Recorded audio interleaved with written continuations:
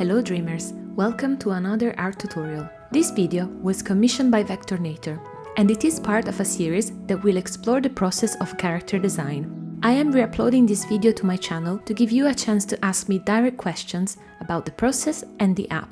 I hope you like it. Enjoy!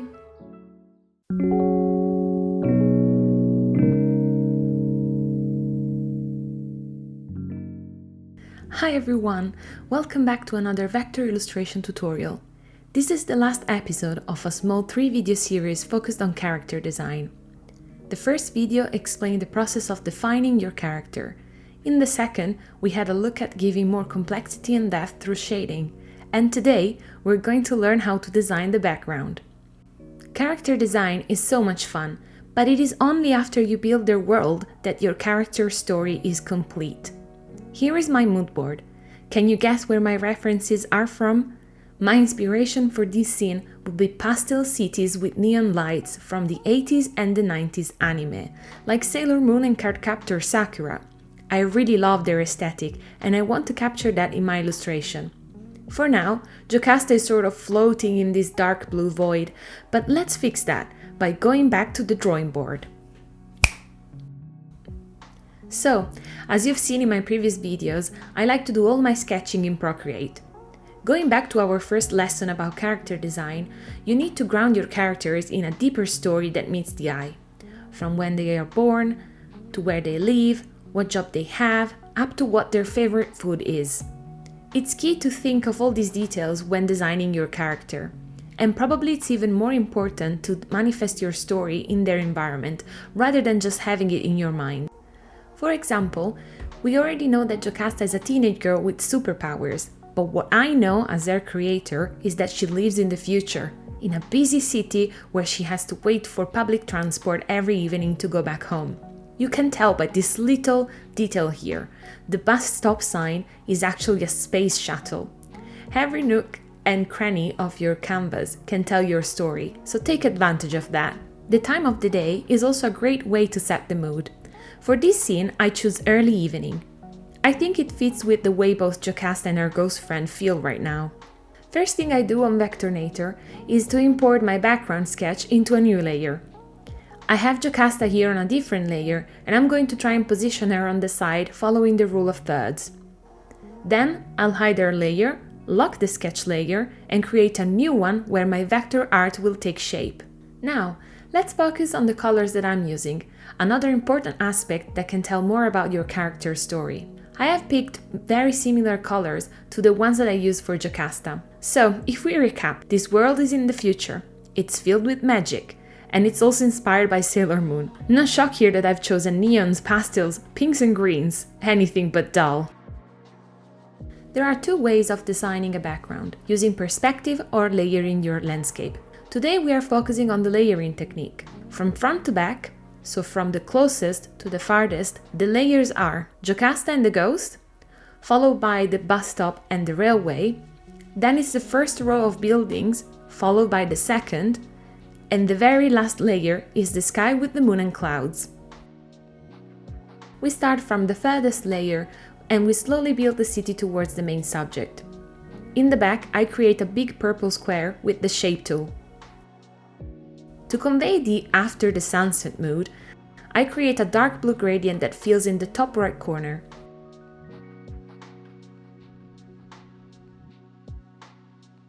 And a bright orange gradient in the opposite corner. Moving on to the second row of buildings, I start off with simple geometric shapes in a light shade of blue. As you can see, I make a lot of use of the shape tool and use different shades of blue to define the faces of the buildings.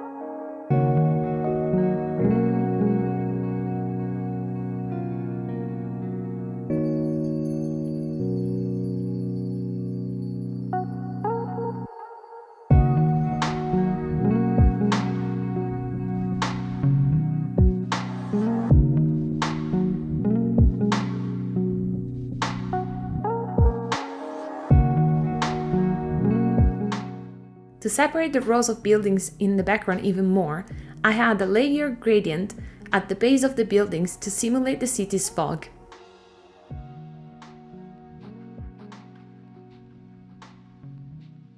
Bear in mind that the closer you get, the darker and more detailed the objects will be.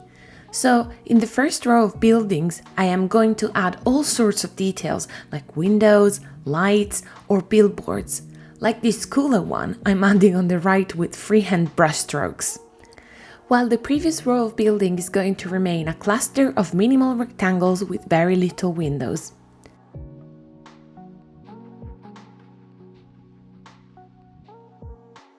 A tip to add multiple windows to the building is to select multiple objects with the Select tool and duplicate them in sequence.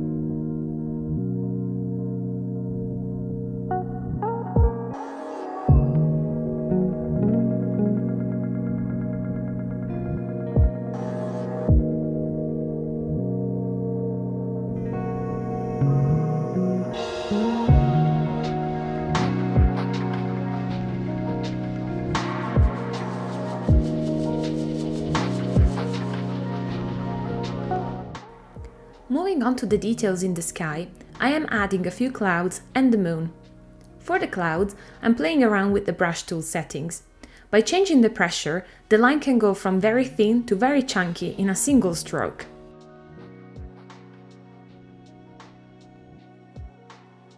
As for the moon, I simply use two circles and use the Boolean function to cut a perfect semi-crescent moon.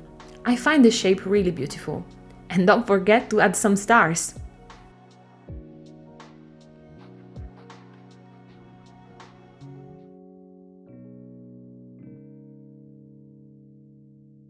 It's finally time to add the shuttle in the bus stop sign, such a fun detail. To do this, I simply use the Iconator on the right side panel and look for the right icon to add to my design. Just like magic, you can add any icon to your vector illustrations, no sweat. Don't you also get this crazy satisfaction when you're adding the very last details of your illustration and suddenly everything looks a million times better? Speaking of details, I will finish off by adding some circles of light to give a sparkling effect to the distant city. I use the Shape tool for the circles, of course, and then I play with the gradient function in the Style tab to give it a nicer effect.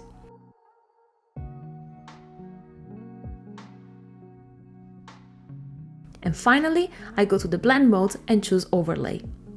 Just to add a bit more movement to the illustration, I add a final layer of particle lights that cross the scene. With the brush tool, I take very little strokes filled with the same circular gradient and then set the blending mode to overlay again. And with that, we are finally finished with this entire illustration, A to Z. Illustrating something digitally can be a complex process, especially when using vectors, but I hope that you were able to follow this series along in order to give life to your imagination. Next video, we will talk about poses and movement, so I'll see you guys then. Be sure to subscribe so you won't miss the notification. Bye!